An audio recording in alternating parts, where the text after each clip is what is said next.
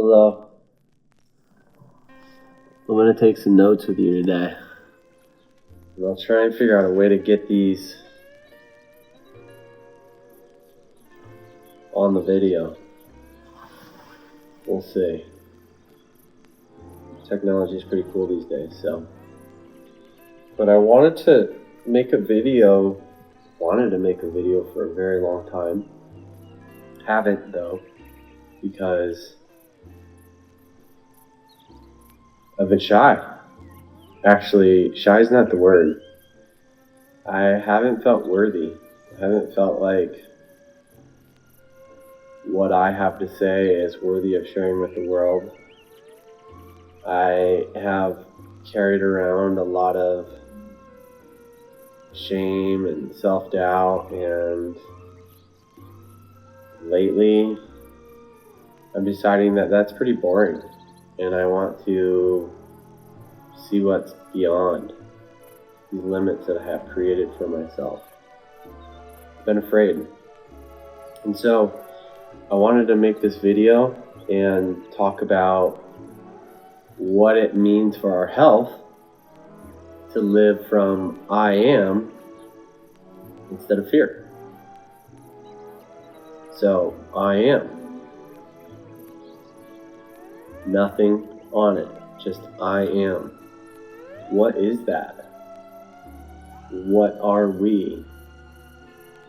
So I'm going to draw it out. So first, on the surface, it appears that we have a body, right? And that's made up of a bunch of parts. And then those parts are made up of a bunch of parts. So you got like the organ systems. You have the skin, the nervous system. But then those parts are made up of a bunch of parts. You have the cells. And the cells are made up of macromolecules and proteins. And then the proteins, macromolecules, are made up of a bunch of molecules. Drifting back further, the macromolecules, or the molecules, are made up of atoms. And then the atoms are made out of subatomic particles. And then you keep going back, and you get to source. You get to some sort of power, intelligence. And whatever this power is, it contains infinite potential. And out of that infinite potential, currently, we are one possible potential expression. But since we are made up of a bunch of parts that are made up of parts all the way back down to subatomic particles, then we are able to change in our form and shift and express in different ways. And so we are very plastic. We can alter. We're not fixed. And so if there is some sort of situation with our health, typically that happens because we have driven the expression of that energy through the particles on up to the form to express in a particular way that is creating the state of dis-ease that we are in. And if you think of what the word dis-ease means, it means a dis-ease in the flow of our life force, our energy, our nature, our mana, our chi, our God force, innate intelligence, Allah, whatever it is that you say gives life to us, that all of that infinite potential is suppressed in its ability to express through us, and that makes it harder for us as a complex organism made up of, I don't even know how many particles, but a lot of particles. It makes it harder for us to operate in an organized, coherent way in the environment, and then we suffer from communication breakdown. and one part of our body is doing one thing while another part is trying to do another thing, and these fights ensue within us, and then the environment starts to overwhelm us. And when we constantly live this way, patterns start to emerge, and it drives these particles to come together in a way that is a state of dis-ease or incoherence.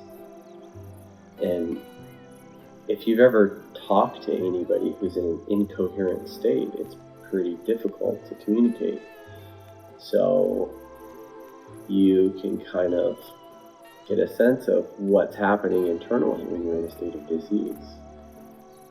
So how does, and we're going to get to it, but how does health correlate with living from I am instead of a state of fear?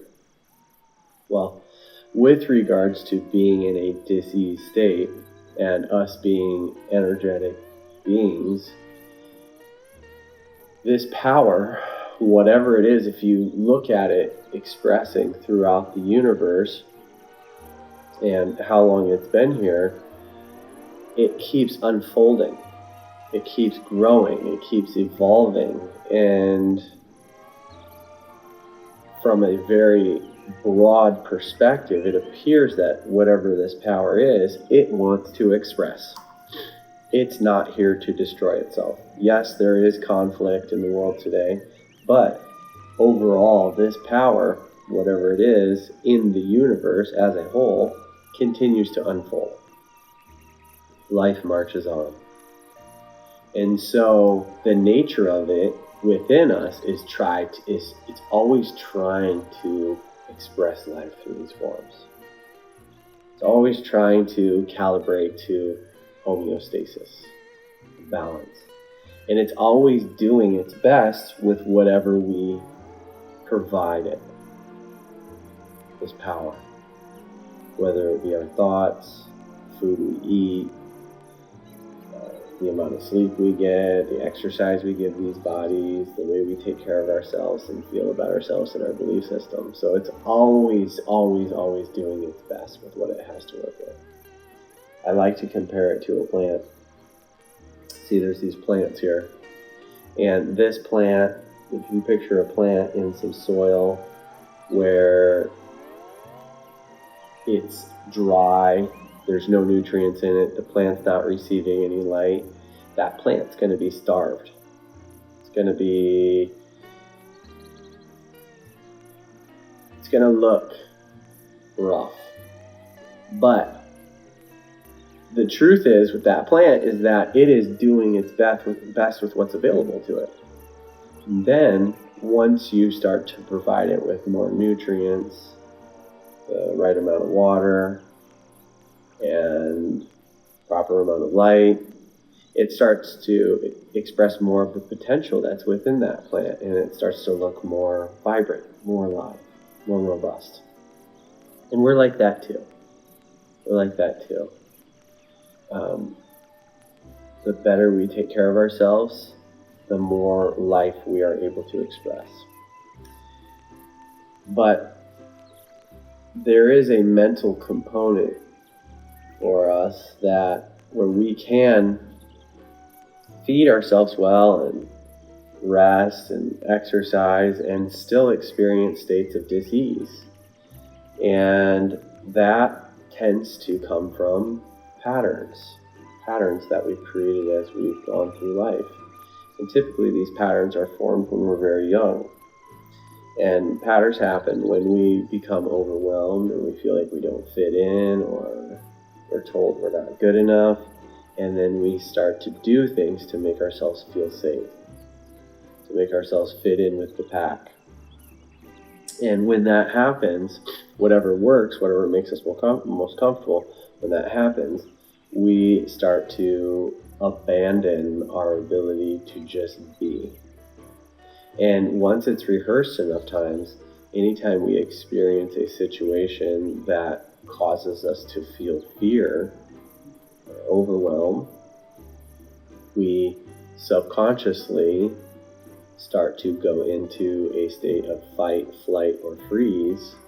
And when that happens, the signals from our heart and from our gut that are going up to our brain to tell us how we feel about things get shut down.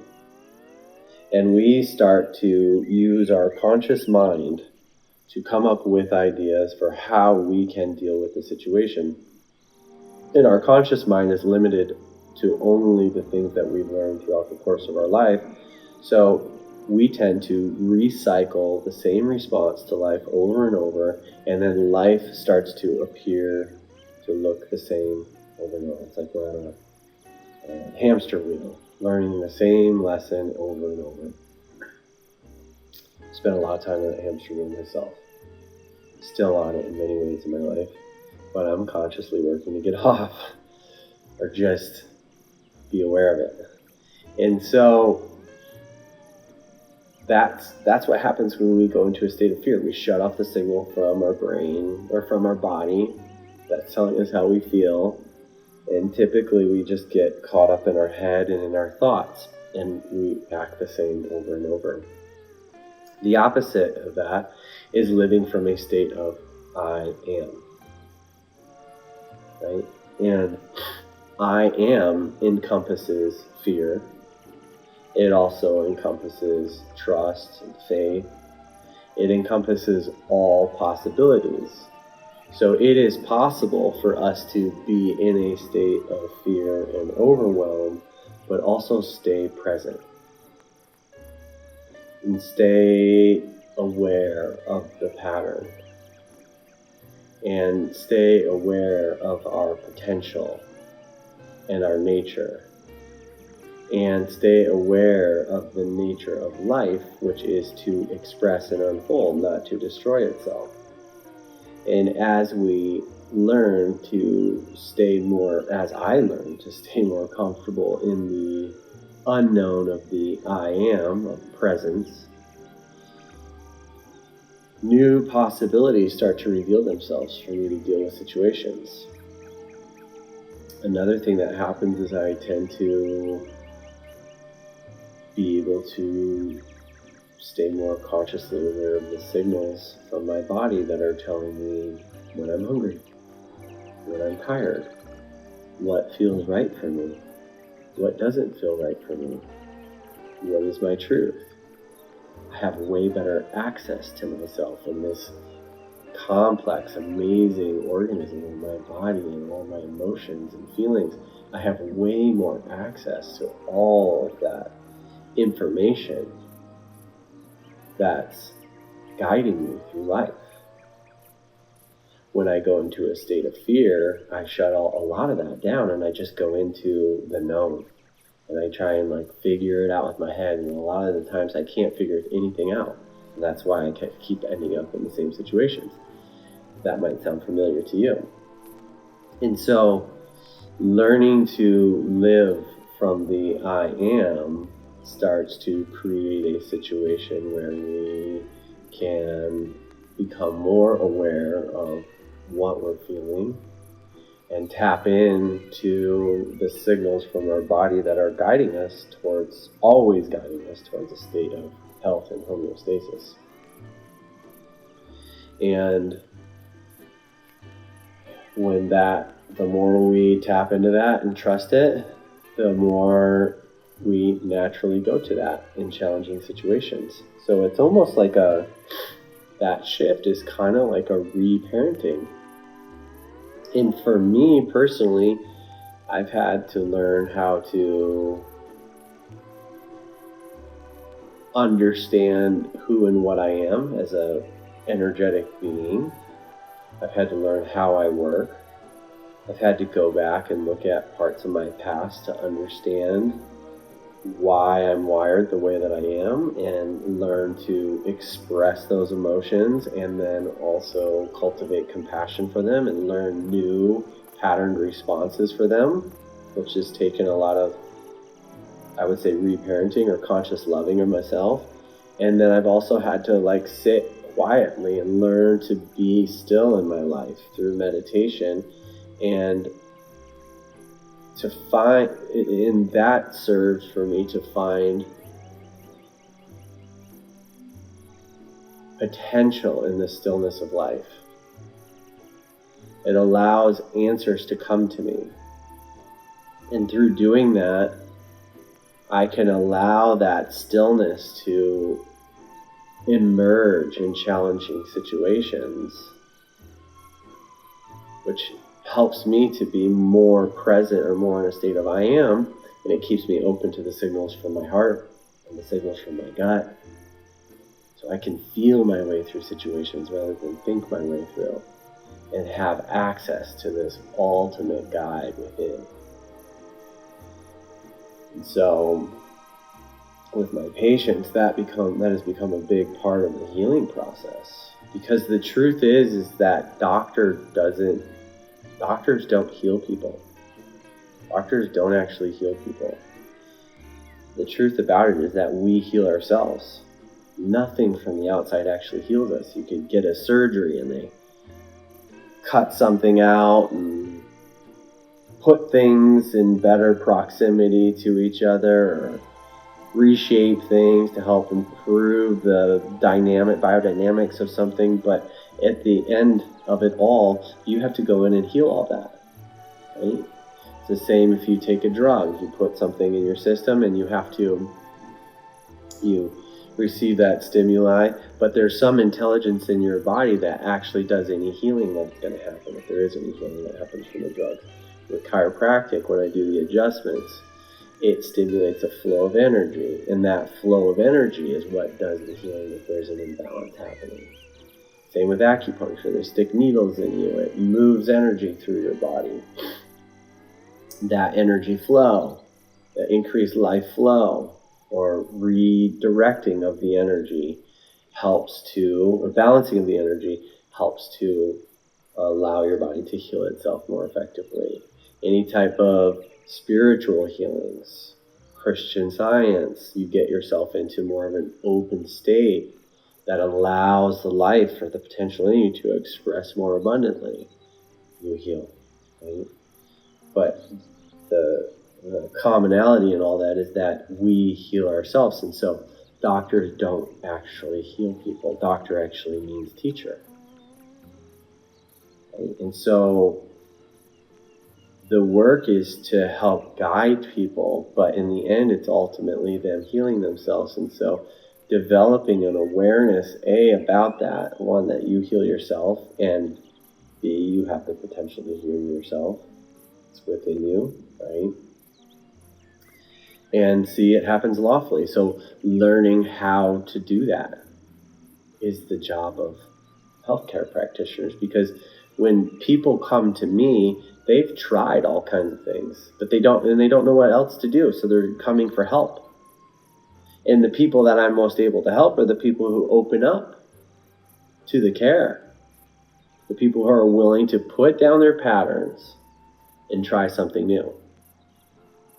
They're ready to let that part of themselves die and experience a rebirth. So I'm going through that a lot in my life. I'm going through a death and a rebirth. I'm consciously allowing parts of me that I've let run the show from a state of fear die and wither on the vine. And I'm working to allow for a greater expression to emerge, allowing the unknown to emerge for me. And that's ultimately what I'm trying to do with everybody who comes into my office. Help them find it within. Help them become it. And create an atmosphere where that's what happens when we get together. I see it clearly now, and I have consciously dedicated myself to this. I feel like I've matured quite a bit into being able to own it. And I'm ready to actually embody it in my life, maybe in the biggest way I ever have before. And it's scary. And I have all kinds of past guilt and shame, but I'm tired of letting that hold me down because I'm afraid. And I'm ready to start living from I am. And you made it this far. Thank you for listening. If there's something in there that helped you, look out for more videos. I want to do more of this. I want to share more and see where this goes and see how it unfolds. And just remember that you're here. And you're here for a reason. And whatever that source power is, put you here. And that's more intelligent than any human mind. And so, I know sometimes it's hard, but our number one job here is to really love ourselves and let that spill over out into the world. And so,